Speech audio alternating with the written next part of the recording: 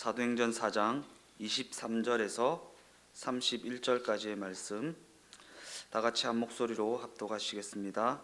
사도들이 노임에 그 동료에게 가서 제사장들과 장로들의 말을 다 알리니 그들이 듣고 한 마음으로 하나님께 소리를 높여 이르되 대주제여 천지와 바다와 그 가운데 만물을 지으신 이시요 또 주의 종 우리 조상 다윗의 입을 통하여 성령으로 말씀하시기를 어찌하여 열방이 분노하며 족속들이 허사를 경영하는고 세상의 군왕들이 나서며 관리들이 함께 모여 주와 그의 그리스도를 대적하도다 하신 이로소이다.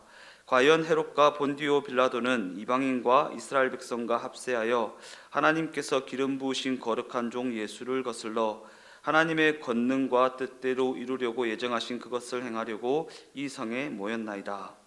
주여 이제도 그들의 위협함을 굽어 보시옵고 또 종들로 하여금 담대히 하나님의 말씀을 전하게 하여 주시오며 손을 내밀어 병을 낫게 하시옵고 표적과 기사가 거룩한 종 예수의 이름으로 이루어지게 하옵소서 하더라.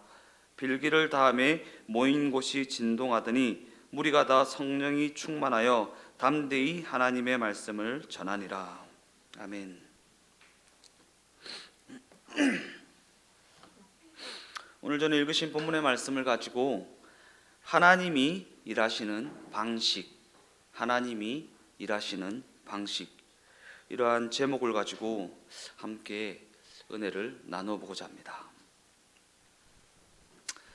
우리가 살펴보고 있는 사도행전 4장과 5장 말씀은 초대교회가 받은 권능과 초대교회가 직면한 핍박에 관한 보도를 하고 있습니다. 초대교회가 받은 권능과 초대교회가 직면한 핍박에 관한 전모는 이러합니다. 우리가 지난 시간에 살펴보았던 것처럼 베드로가 성전 미문에서 구걸하던 걷지 못하는 자에게 음과 그는 내게 없거니와 내게 있는 이것을 내게 주노니 나사렛 예수 그리스도의 이름으로 일어나 걸으라 라는 선포를 통해 걷지 못하는 자가 걷게 되는 권능이 나타나자 이를 지켜본 모든 사람들이 놀라며 하나님을 찬양하는 일이 벌어졌습니다. 그런데 그 권능의 결과로 교회는 핍박에 직면하게 됩니다. 아이러니하죠? 걷지 못하는 자를 일으키는 권능이 나타났는데 그 권능의 매개체가 되는 교회는 핍박에 직면하게 되었다. 이에 대해 당시 이스라엘의 지도자였던 제사장들과 장로들은 이렇게 결의하고 있습니다. 사도행전 4장 17절 말씀입니다. 이것이 민간에 더 퍼지지 못하게 그들을 위협하여 이후에는 이 이름으로 아무에게도 말하지 말게 하자 하고, 이어지는 21절 상반절 말씀은 다음과 같이 보도하고 있습니다. 사도행전 4장 21절 말씀입니다. 관리들이 백성들 때문에 그들을 어떻게 처벌할지 방법을 찾지 못하고 다시 위협하여 놓아 주었으니, 지도자들의 위협은 계속되었고 이어지는 5장에 이르게 되면 수제자 베드로가 붙잡히는 장면이 기록되어 있습니다. 우리가 이를 통해 알 수 있는 사실이 무엇입니까? 우리는 예수 그리스도의 이름으로 기적을 일으키는 그 권세가 세상 지도자들의 권력을 누르는 일에는 사용되고 있지 않다는 사실을 확인할 수 있습니다. 안진뱅이를 일으키는 그 권세가 세상 권력을 누르는 일에는 사용되지 않고 있다. 그러한 관점에서 초대교회는 이 세상이 예수와 그를 따르는 이들을 대적할 것이라고 했던 다윗의 예언을 이미 알고 있었던 것 같습니다. 다윗의 예언. 그래서 그 예언을 염두에 두고 있었던 것 같습니다. 예수를 따르는 자들과 그 예수를 대적할 것이라는 다윗의 예언대로 될 것이다라는 믿음 말입니다. 사도행전 4장 25절에서 28절까지의 말씀입니다. 또 주의 종 우리 조상 다윗의 입을 통하여 성령으로 말씀하시기를 어찌하여 열방이 분노하며 족속들이 허사를 경영하는고 세상의 군왕들이 나서며 관리들이 함께 모여 주와 그의 그리스도를 대적하도다 하신 이로소이다. 가연 헤롯과 본디오 빌라도는 이방인과 이스라엘 백성과 합세하여 하나님께서 기름 부으신 거룩한 종 예수를 거스러 하나님의 권능과 뜻대로 이루려고 예정하신 그것을 행하려고 이 성에 모였나이다.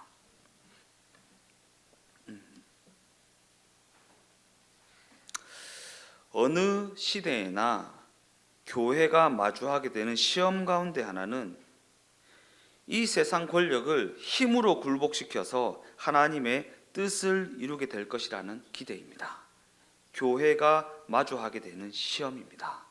교회가 마주하게 되는 시험. 이 세상 권력을 하나님의 힘이나 하나님의 권력으로 눌러서 이겨버림으로 말미암아 하나님의 뜻이 이루어졌으면 좋겠다라고 하는 기대요. 기대. 네. 이 시대에도 그런 모습 많이 볼 수 있죠. 네. 대표적인 예로 정강훈 씨가 그렇습니다. 정강훈 씨. 예. 그죠? 정치적인 권력을 가지고 나라의 대적함으로 말미암아 하나님의 뜻을 이루어 보겠다라는 그 어떤 시도. 예. 그러나 성경은요, 하나님이 결코 그렇게 일하지는 아니하시며 실제로 초대교회가 그런 기대 속에서도 하나님이 일하시는 방식에 대한 이해가 있었다고 기록하고 있습니다. 하나님이 어떻게 일하시는지에 대한 이해요, 이해. 우리는 단순하게 그냥 내가 힘을 가지고 내가 실력을 가지고 내가 높아지고 내가 권력을 가지면 뭔가 이루어낼 수 있다라고 착각하지만 하나님은 그런 식으로는 일하지 아니하시겠다고 성경은 분명히 증언하고 있다라는 사실입니다. 즉, 이 세상 권력은 예수와 그의 뜻을 거스르는 일을 위하여 모여 있지만 초대교회는 오히려 그 일로 말미암아 그의 뜻이 이루어진다라는 이해가 있었다라는 것입니다. 28절에 보면 하나님의 권능과 뜻대로 이루려고 예정하신 그것을 행하려고 이 성에 모였나이다.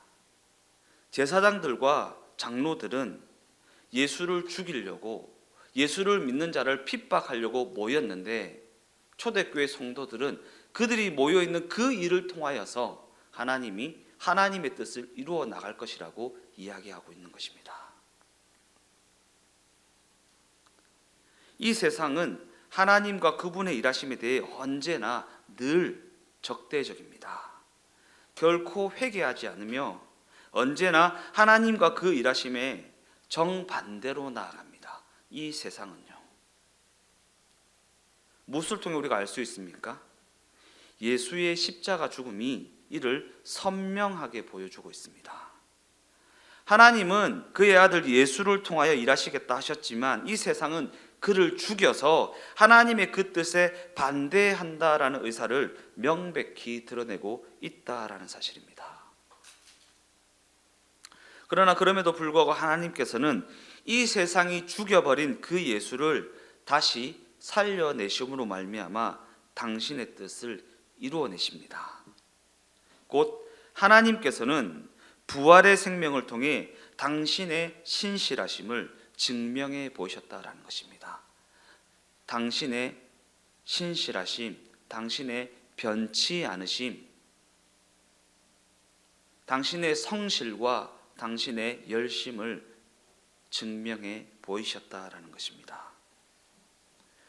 때때로 기독교가 말하는 진심이나 기독교가 말하는 믿음과 같은 단어가 그저 그냥 지극한 정성이나 지극한 태도를 가리키는 행위적인 것으로 이해되어 혼란을 일으킬 때가 많이 있습니다.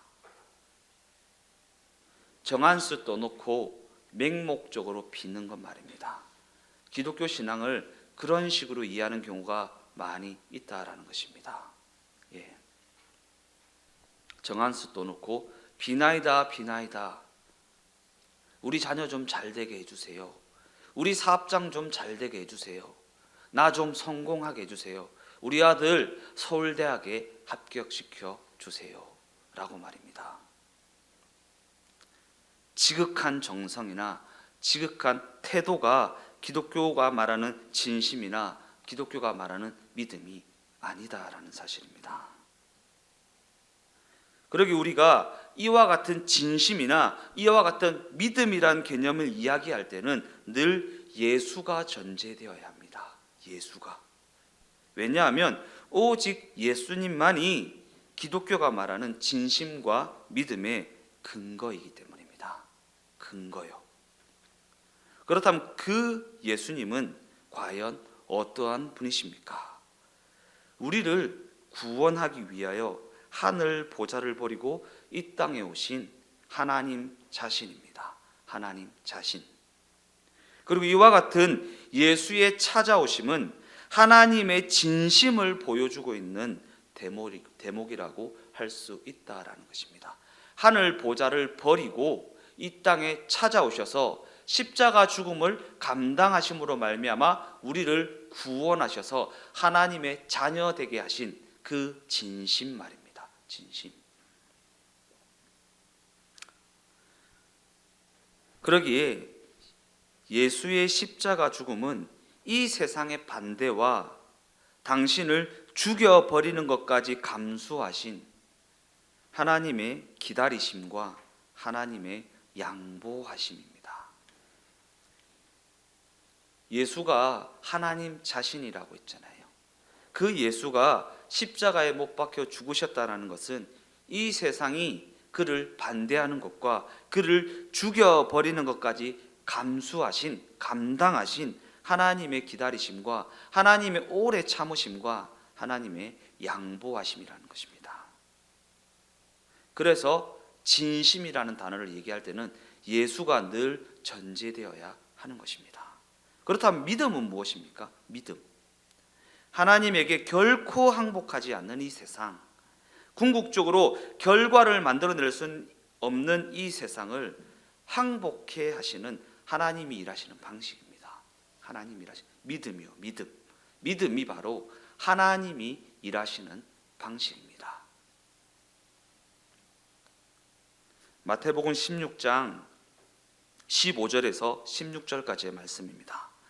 이르시되 너희는 나를 누구라 하느냐?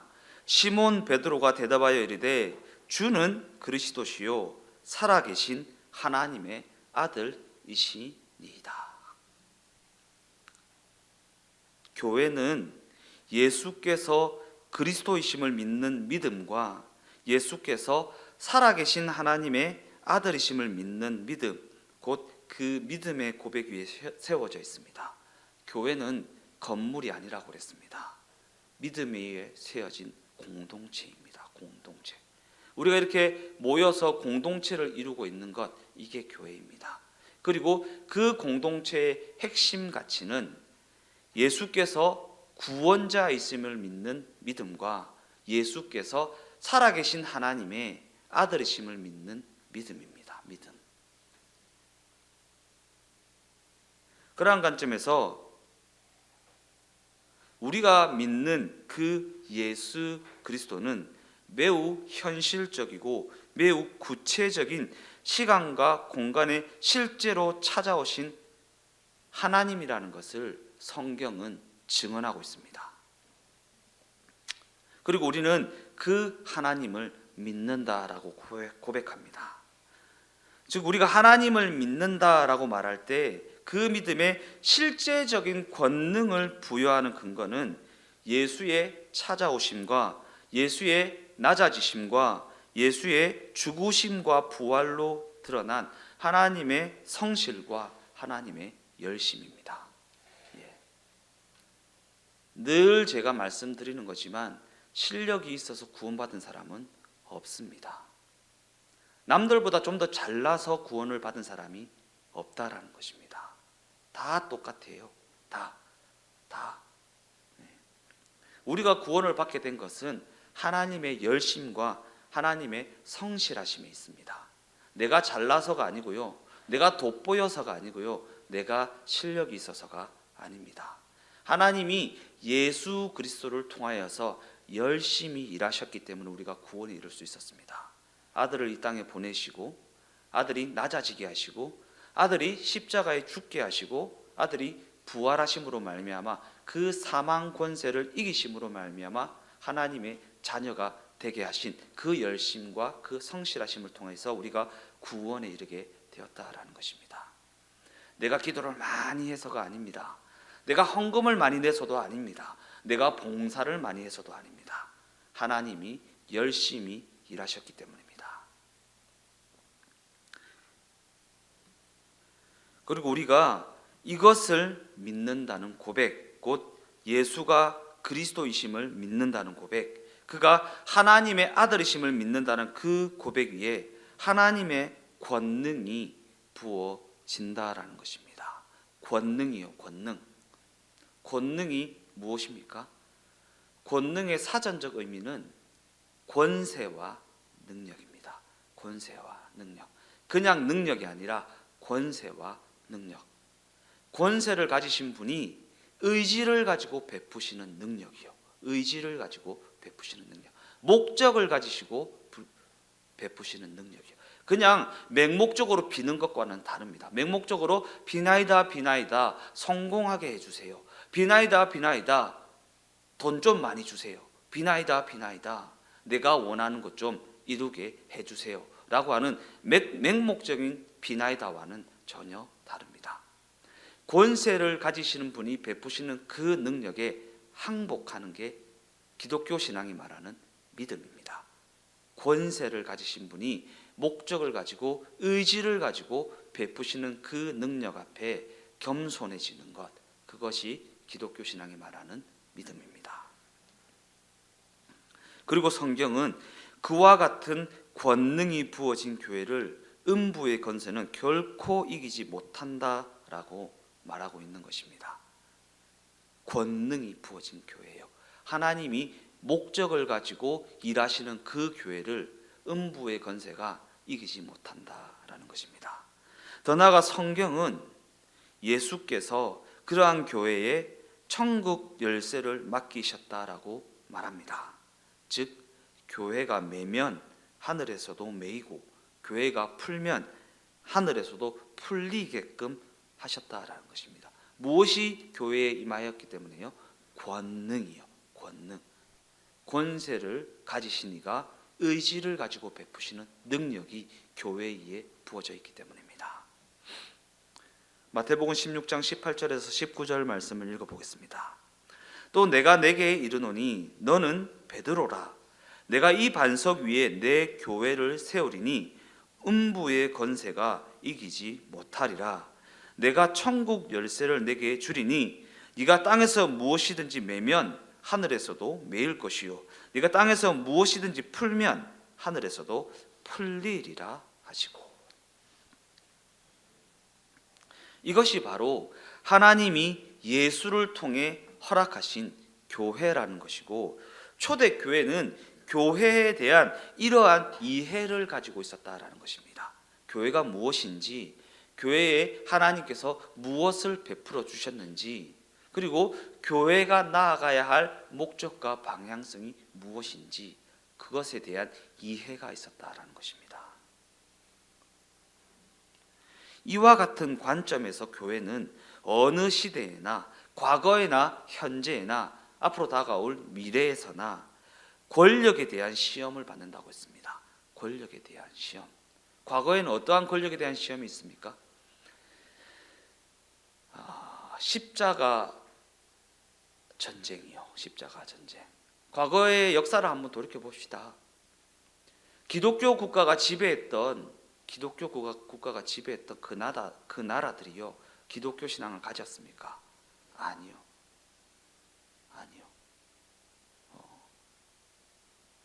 기독교 신앙을 가진 자들을 쳐다보지도 않았습니다. 왜요? 교회가 권력을 그들에게 휘둘렀기 때문입니다. 권력을요. 하나님이 일하시는 방식이 아닌 인간적인 방식으로 일하였기 때문입니다. 하나님이 일하시는 방식에 대한 이해가 없었기 때문입니다. 하나님의 뜻이라는 것을 앞세워 그들을 핍박하고 그들을 조롱하고 그들을 멸시했기 때문입니다. 이는 이 세상을 예수의 동행하심을 상징하는 예수님의 찾아오심이나 예수님의 고난이나 예수님의 죽음을 통과하여야 하는 부활의 생명으로 이기는 것보다 힘으로, 권력으로 이기는 것이 더욱 쉬워 보이기 때문입니다. 더욱 쉬워 보이죠. 그러니까 강화문에 가서 외치는 것입니다. 권력으로 이기는 게 쉬워 보이죠. 내가 힘을 가져서, 권력을 가져서 내가 지지자들의 어떤 지지를 가지고 이 세상을 이겨버리는 게 쉬워 보입니다. 그러나 낮아짐이나 고난이나 죽음을 통과하여 부활의 생명으로 그들을 이기는 것은 어려워 보입니다. 아니요, 원하지 않습니다. 우리가 원하지 않습니다. 낮아지기를 원하지 않고요, 죽기를 원하지 않고요, 고난을 감당하는 것을 원하지 않습니다. 그래서 이제 많은 신자들이 교회가 권력을 쥐고 휘두르게 되기를 꿈꾸기도 한다라는 것입니다. 하나님, 저 나쁜 놈들 당장 목을 날려버리시지 왜 살려두십니까? 라는 기도를 하게 된다라는 것입니다. 그러나 여기서 우리가 깊이 있게 생각해 보아야 할 부분은 과연 그런 생각 속에 주는 그리스도시요 살아계신 하나님의 아들이다라는 고백이 들어있는가라는 것입니다. 교회가 이 믿음의 고백 위에 세워져 있는데 그 생각 속에 주는 그리스도시요 살아계신 하나님의 아들이라는 고백이 들어있냐라는 것입니다. 내가 권력을 가지고 휘둘러서 그들을 이겨버린다라는 그 생각에 주는 그리스도시요 살아계신 하나님의 아들이라는 그 고백이 있냐라는 것입니다. 그냥 내 욕심이 있을 뿐입니다. 내가 원하는 대로, 내가 생각하는 대로, 내가 꿈꾸는 대로 이루고 싶은 그 욕심이 사로잡고 있다라는 것입니다. 너무나도 안타까운 사실이지만 거기에는 오직 세상 사람들이 우러러하는 윤리나 명분이 전부입니다. 윤리나 명분이라는 포장지로 쌓여져 있는 거예요. 내가 저들을 죽여버려야 할 윤리적 명분이 있다라는 것입니다. 그래서 기독교 신앙을 가졌다라고 하는 미국이 흑인들을 그렇게 멸시하고 핍박했던 것입니다. 인디안들을 그렇게 죽여버렸던 것입니다. 윤리적, 도덕적 명분을 가지고 말입니다. 우리는 하나님을 믿는 성도인데 저들은 하나님을 믿지 않는 짐승과 같은 자들이야 라고 말하면서 말입니다. 때때로 그와 같은 윤리나 명분이 우리에게 필요할 때가 있을지도 모릅니다. 그러나 그럼에도 불구하고 기독교 신앙은 그 초점이 이 세상 사람들이 기대하는 것과는 전혀 다른 곳을 향하고 있다라는 사실입니다. 그러한 관점에서 때때로 교회가 잘못을 해서 욕을 먹게 되는 것은 너무나도 안타까운 일이지만 그렇다고 잘못을 안 하는 것을 최고의 가치로 여긴다면 그것도 큰 시험이 되지 않겠습니까?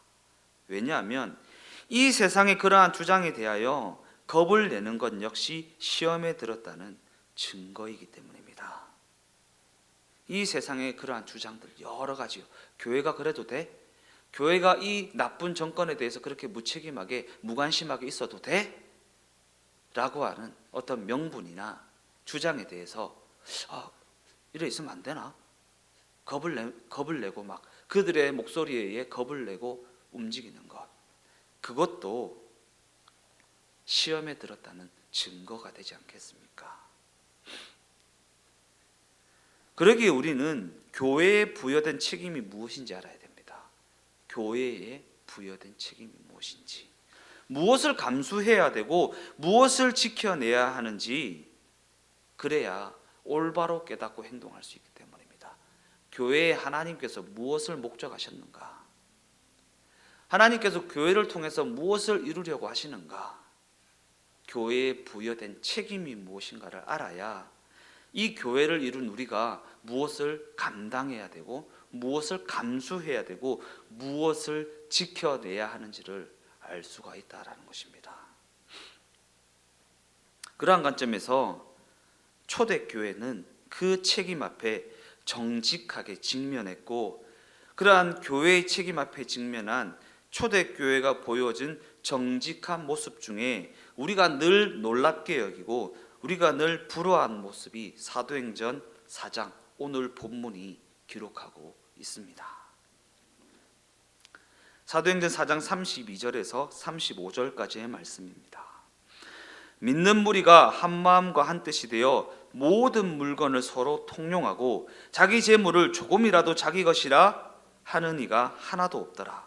사도들이 큰 권능으로 주 예수의 부활을 증언하니 무리가 큰 은혜를 받아 그 중에 가난한 사람이 없으니 이는 밭과 집 있는 자는 팔아 그 판 것의 값을 가져다가 사도들의 발 앞에 두매 그들이 각 사람의 필요를 따라 나누어 줌이라.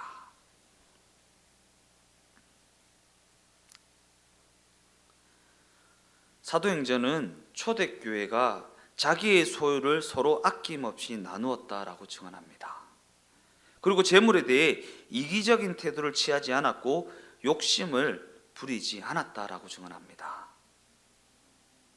때때로 이 말씀을 근거로 하여서 재산을 다 팔아 각자 필요에 따라 나누어 갖자라는 주장을 이 시대 교회에서도 가끔 듣게 되는 경우가 있습니다. 물론 그들의 주장은 좋은 의도에서 출발한 것이겠지만, 그럼에도 그들의 그 주장은 하나님의 일하시는 방식에 대한 이해의 부재에서 나온 주장입니다. 이해의 부재요. 어른 사람 돕는 거 좀 좋은 거 아니야? 구제를 하는 거 좀 선한 일 아니야? 라고 하는 명분과 윤리적 명분이나 도덕적 명분은 있지만 하나님이 일하시는 방식에 대한 이해는 부재했다라는 것입니다. 왜냐하면 교회는 이 세상이 알아주는 방식으로 일하는 것이 아니기 때문입니다. 교회가 막 불우이웃돕기 막 몇 억을 내놓고 교회가 좋은 일 하네, 윤리적 도덕적 명분을 가지고요. 근데 하나님이 이 세상의 알아주는 방식으로 일하는 분이 아니다라는 것입니다. 무엇을 통해 알 수 있다고요? 십자가 죽음이요. 십자가 죽음. 예수의 십자가 죽음. 세상이 비난하고 세상이 멸시하고 세상이 비웃는 그 십자가 죽음을 통해 인류를 구원하셨다라는 것을 통해 우리가 알 수 있다라는 것입니다. 우리의 생각 같아서는 하나님이 그 전지전능하심을 가지고 나쁜 놈들 다 쳐 죽이고 좋은 놈들만 천국에 데려가시면 이렇게 하겠지만, 하나님은 그렇게 일하지 아니하셨다라는 것입니다. 당신의 본체를 이 땅에 보내셔서 죽이심으로 말미암아 이 세상을 구원하셨기 때문입니다. 교회는 이 세상이 알아주는 방식으로 일하는 것이 아닙니다. 이와 같은 관점을 가지고 예수님께서 받으신 3가지 시험 중에 한 가지 시험을 떠올려 보도록 하겠습니다. 누가복음 4장 5절에서 8절까지의 말씀입니다. 마귀가 또 예수를 이끌고 올라가서 순식간에 천하 만국을 보이며 이르되 이 모든 권위와 그 영광을 내가 내게 주리라. 이것은 내게 넘겨준 것이므로 내가 원하는 자에게 주노라. 그러므로 네가 만일 내게 절하면 다 내 것이 되리라. 예수께서 대답하여 이르시되 기록된 바 주 너의 하나님께 경배하고 다만 그를 섬기라 하였느니라. 마귀는 내게 절하면 이 세상을 주겠다라고 유혹했지만 예수님께서는 이에 대해 나는 세상을 얻으러 온 것이 아니다 라고 말합니다. 마귀는 이 세상 만국을 보여주면 나한테 절하면 이 세상을 줄게 라고 유혹했는데 예수님은 나는 세상을 얻으러 온 것이 아닌데 라는 것입니다. 예수님께서는 모든 피조물이요, 우리를 포함한 모든 피조 세계가 하나님을 경배하게 하려 왔다, 하나님을 예배하게 하러 왔다라고 말씀하십니다. 목적이 분명하십니다. 목적이 분명하십니다. 그래서 결국 세상은 예수를 십자가에 못 박아 죽였고 하나님은 그 예수를 죽음에서 일으켜 부활의 생명으로 이끄심으로 말미암아 당신의 일을 이루어내셨습니다. 이로써 하나님은 승리하셨고 죽음으로 끝날 수밖에 없는 우리 인간에게 당신의 백성이 되는 구원과 권능과 은혜를 베풀어 주셨습니다. 그리고 그 은혜가 예수의 재림 때까지 교회를 통해 끊임없이 베풀어지게 되었다라는 사실입니다. 교회를 통해 끊임없이 베풀어지게 되었다. 결론적으로 말씀을 마무리하겠습니다. 오늘날 하나님의 일의 가장 큰 대적자는 누구입니까? 무엇입니까? 이 시대에 세상 권력을 대표하는 돈입니다. 돈이요. 돈이 제일 가는 가치가 되어버린 그러한 사회가 되어버리자 돈의 위력은 더욱 커져서 급기야 만물의 척도라는 자리까지 차지하게 되어버렸습니다. 그죠? 돈이면 안 되는 게 없는 세상이잖아요. 돈이면 안 되는 게 없는 세상. 이는 돈을 하찮게 여기라거나 돈을 배척하라는 얘기를 하고 싶은 것이 아닙니다. 돈은 세상이 할 수 있는 것을 상징하고 있다라는 얘기를 하고 있는 것입니다. 물론 우리는 돈으로 많은 것을 할 수 있습니다. 그죠? 돈으로 많은 것을 할 수 있습니다. 그러나 하나님이 하시려는 그 일은 세상이 가진 것으로는 결단코 이룰 수 없다라는 것입니다. 돈으로 많은 것을 할 수 있지만 하나님이 하시려는 것은 돈으로 할 수 있는 것이 아니다라는 것입니다. 돈으로 할 수 있는 것이 아니다. 그리고 초대교회가 이 사실에 대한 이해를 가지고 있었다라는 것입니다. 이해. 이 세상은 현실을 해결할 힘을 가지고 있는 듯이 보입니다. 현실의 문제를 해결할 만한 힘을 가지고 있는 것처럼 보입니다. 그러나 우리가 가진 힘은 그와는 비교할 수 없는, 그와는 과연 비교할 수 없는 그러한 힘이라는 사실을 잊어서는 안 됩니다. 왜냐하면 우리가 가진 그 힘은 주는 그리스도시요 살아계신 하나님의 아들이라는 그 고백 위에 서 있는 힘이기 때문입니다. 주님이 구원자이시다, 주님이 살아계신 하나님의 아들이시다 라는 그 고백 위에 서 있는 힘이기 때문입니다. 그 고백에서 나오는 힘이기 때문입니다.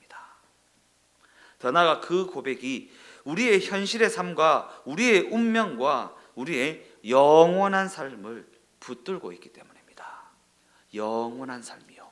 영원한 삶이요. 그냥 이 땅에서의 삶이 전부라면 여기 앉아 있으면 안 돼요. 이 땅에서의 삶이 전부라면 여기 앉아 있으면 안 됩니다. 빨리 가서 즐기셔야죠. 이 땅에서의 삶이 전부인데 여기 앉아 있으면 어떡합니까? 빨리 가서 즐기셔야죠.